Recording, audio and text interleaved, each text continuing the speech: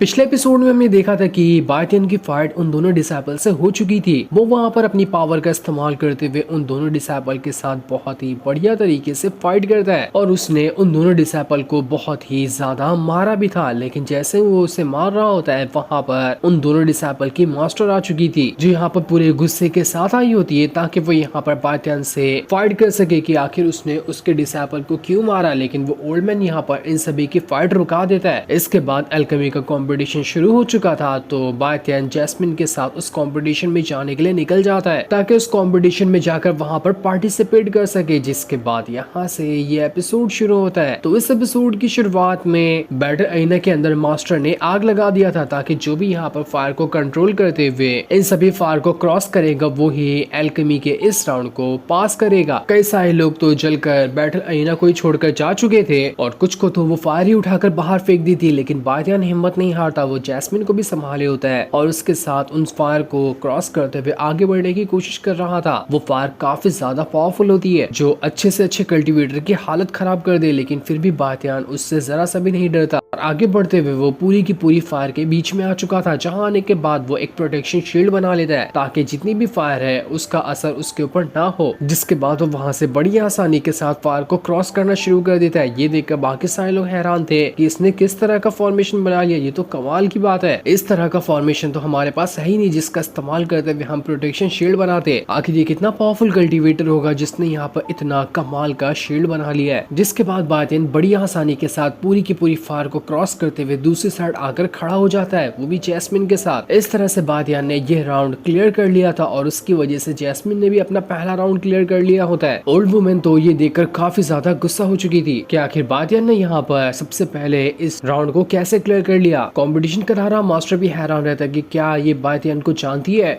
वो master Hong से पूछ रहा होता है कि आप इन दोनों को कैसे जानती है, क्या आप इनसे पहले मिल चुकी है क्या। मास्टर होंग बता रही होती है कि हाँ मैं इनसे पहले मिल चुकी, ये लोग बहुत ही घटिया इंसान है। इन लोगों के अंदर इतना घमंड है ना कि इनके घमंड की वजह से इन्हें इस कंपटीशन से ही बाहर निकाल कर फेंक देना चाहिए। मास्टर कह रहा होता है नहीं हम ऐसा नहीं कर सकते, हम ये पूरे का पूरा एल्केमी का कंपटीशन नहीं चलाते, बस हम यहाँ के मास्टर हैं जो डिसाइपल को गाइड करते हैं, तो ये हमारे बस में नहीं है कि हम यहाँ पर इन दोनों को यहाँ से बाहर निकाल दे। जो उनका मास्टर होंग काफी ज्यादा गुस्सा तो होती है, वो कह रही थी कि चाहे कुछ भी क्यों ना हो जाए मैं इन दोनों को ये कंपटीशन जीतने नहीं दूंगी। अब देखते ही देखते और भी कुछ लोगों ने फायर को पूरी तरह से क्रॉस कर लिया था। उनकी बॉडी में थोड़ी आग भी लग गई होती है, लेकिन फिर भी उन्होंने जैसे तैसे फायर को क्रॉस कर लिया होता है। इस वजह से वो लोग भी अपना ये राउंड क्लियर कर चुके थे। जिसके बाद अब मास्टर वहां पर सारे के सारे डिसेबल जिन्होंने अपना फर्स्ट राउंड क्लियर किया था उनसे कह रहे होते हैं कि अब तुम्हारे सोल पावर का टेस्ट होगा, जिसकी भी सोल पावर लेवल 3 से ज्यादा होगी वो ही इस राउंड को क्लियर कर सकता है, बाकियों को यहाँ से ही रिटर्न जाना पड़ेगा। जिसके बाद वहाँ पर कई सारे पावरफुल स्पिरिचुअल स्टोन को बाहर निकाला जाता है, जिसके ऊपर ही वो सारे लोग अपनी सोल पावर को टेस्ट करने वाले हैं। इसलिए सबसे पहले वहाँ पर जैस्मिन जाती है ताकि अपनी सोल पावर का लेवल टेस्ट कर सके। उसने जैसे स्टोन के ऊपर हाथ रखा था वहाँ पर 5 स्टार चमक कर बाहर आते हैं। इसका मतलब ये था कि जैस्मिन की सोल पावर का लेवल अभी 5 है। इस वजह से वो आसानी के साथ ये वाला राउंड भी क्लियर कर जाती है। उसी के बाजू में किंग वू नाम का एक बंदा भी खड़ा हुआ था। उसने जैसे स्टोन के ऊपर हाथ रखा था वहाँ पर 9 स्टार चमक कर बाहर आते हैं, जिसका मतलब साफ था कि वो बंदे का जो सोल लेवल है वो 9th लेवल का है। वो काफी ज्यादा पावरफुल और स्ट्रॉन्ग लग रहा होता है। बायटियन भी उसे देखकर हैरान था कि ये इंसान है या डीमन है, इतनी कम उम्र में इसने 9 लेवल के सोल पावर को अचीव कर लिया है, काफी खतरनाक होगा ये बंदा। इसके बाद अब बारी बायटियन की आती है। वो भी उस पत्थर के पास आकर अपना हाथ उसके ऊपर रख देता है ताकि अपनी सोल पावर को वो टेस्ट कर सके। लेकिन बायटियन की सोल पावर इतनी ज्यादा स्ट्रॉन्ग होती कि सबसे पहले 9 लेवल तो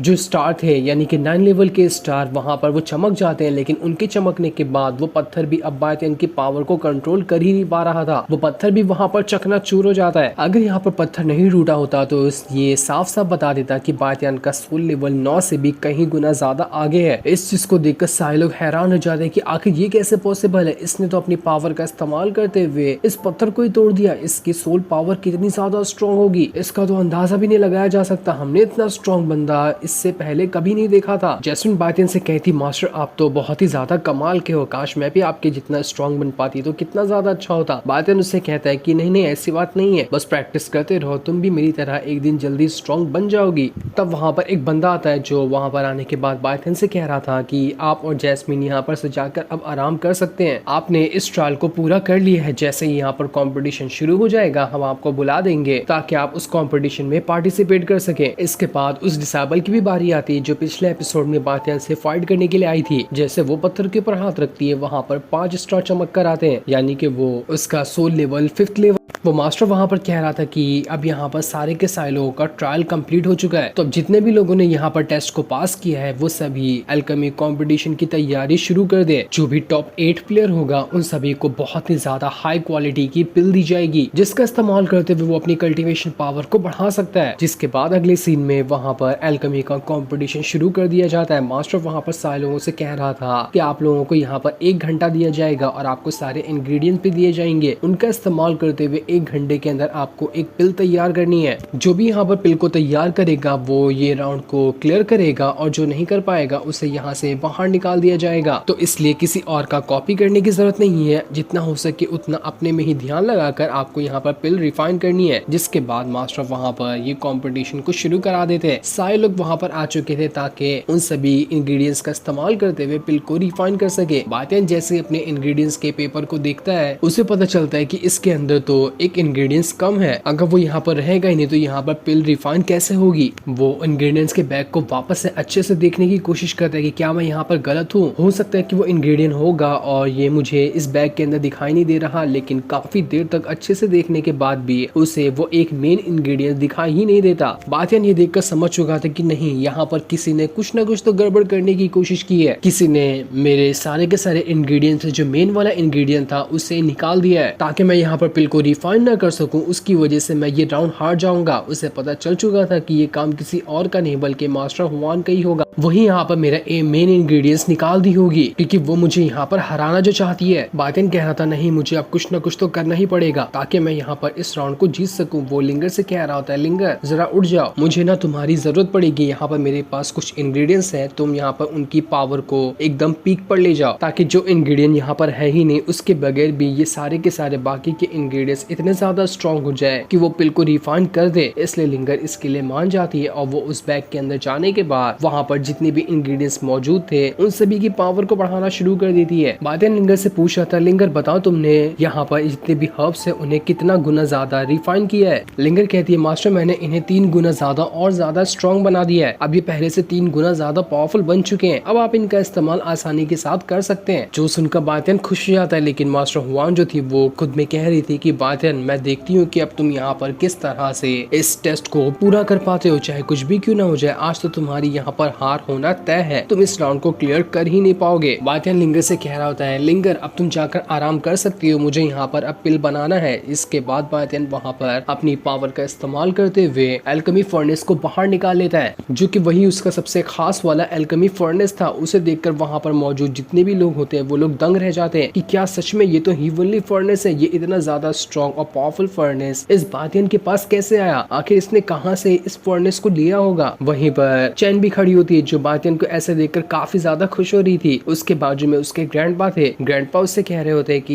ये क्या वही बातियान है ना जिसके बारे में तुम एनी टाइम बातें कर रही थी, बड़ा ही पावरफुल और कमाल का बंदा है ये। लेकिन चैन कह रही होती है, अरे नहीं नहीं ग्रैंडपा, आप तो बात को पकड़ रहे हैं, मैं बातियान को नहीं जानती, मैं हम दोनों का बीच में कोई लेना देना नहीं है। लेकिन ग्रैंडपा समझ चुकी थी कि चैन यहाँ पर कुछ न कुछ तो छुपा रही है, वो बातियान को पसंद करती है, इसलिए वो यहाँ पर मेरे कहने से शर्मा गई। उसके ग्रैंडपा उससे कह रहे होते, देखो इस बात को ना हमेशा दिमाग में बना के रखना कि अगर तुम कभी भी किससे पसंद करती हो ना तो उसे जाकर बता दिया करो। वो सीधा सीधा तुम्हें हाँ कह देगा या फिर सीधा तुम्हें ना कह देगा, लेकिन अगर तुमने उसे इग्नोर करना शुरू किया और अपनी बात बता ही नहीं तो चाहे वो फ्यूचर में जाकर तुम्हें हाँ क्यों ना कहने वाला हो, तुम्हारे कुछ ना कहने से वो तुम्हें हमेशा के लिए छोड़कर जा भी सकता है। इसलिए मेरी मानो तो मेरी बात पे ना थोड़ा सा गौर करना। जो सुनकर चैन भी हैरान रह जाती है कि क्या ग्रैंडपा सच में कह रहे हैं, अगर ऐसा है तो बातियान तो हमेशा के लिए मुझे भूल कर चला जाएगा अगर मैंने कुछ नहीं किया तो। वहीं बातियान अपने अल्केमी फर्नेस के अंदर उसी पिल को रिफाइन करने की कोशिश कर रहा था। उसके पास मेन इंग्रेडिएंट्स तो होता ही नहीं है, लेकिन बाकी के इंग्रेडिएंट्स अब इतने ज्यादा स्ट्रॉन्ग बन चुके थे कि वो सभी मिलकर यहाँ पर पिल को रिफाइन करने का काम शुरू कर देते हैं। बातियान कह रहा था, हाँ मैं जानता हूँ कि ये काम बहुत ही ज्यादा बेवकूफी भरा है कि बिना मेन इंग्रेडिएंट के पिल को रिफाइन करना। ये नॉर्मल पिल को रिफाइन करने से बहुत ही ज्यादा टफ भी होगा, जाऊंगा, लेकिन कुछ भी क्यों ना हो जाए मैं तो पिल को रिफाइंड करके रहूंगा ही। मैं ना आज से पहले कभी हारा हूँ और ना ही आज और आज के बाद कभी हारूंगा। बातियन ने वहाँ पर अपनी पूरी जान लगा दी थी ताकि वो यहाँ पर पिल को रिफाइंड कर सके। धीरे धीरे करते हुए उसकी पिल रिफाइंड होने का प्रोसेस शुरू भी हो चुका था। उसके आसपास जितने भी लोग खड़े होते हैं वो लोग भी अपना अपना पिल को रिफाइंड कर रहे थे, लेकिन उनसे पिल रिफाइंड नहीं होती। यहाँ तक के तो उन्होंने अपना एल्केमी फर्नेस तक के तोड़ दिया था और जो भी पिल रिफाइंड नहीं कर पा रहा था उन्हें यहाँ पर इस राउंड से डिस्क्वालीफाई कर दिया जाता है। जो सीन दिखाते ही ये एपिसोड यहीं पर एंड हो जाता है। Thanks for watching.